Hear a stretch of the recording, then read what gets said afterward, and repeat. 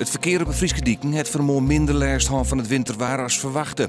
Dus betiet begon met het skowen en het struien. Het liep erop dat de meeste mensen goed rekening houden met de omstandigheden.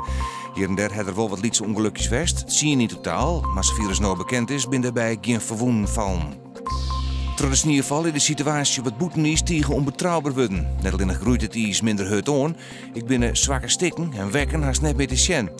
Van het weekend kwamen verscheidene rieders in de problemen op het ijs. Helpt Sjensten ergeren haar hoe de laconieke houding van gewoon reetrieders. Er heeft vannacht brandwest in de meterkast bij Energieservice Friesland. Door de brand is het bedrijf net meer te bereiken van mensen die een storing hebben. Energieservice Friesland heeft door de hele provincie goed 24.000 klanten. Een prottendrokte van monteurs van CV-chattels uit. Een soort mensen stellen onderhoud om de verwarmingschattels uit. En dat breekt ze nou op. Ik vraag je de lege temperaturen van bevers en leerlingen. De brancheorganisatie pleit voor een jaarlijkse controle van de chattels. Joen heeft vannacht nog geregeld wat sneeuw. Het vriest aan 6 graden.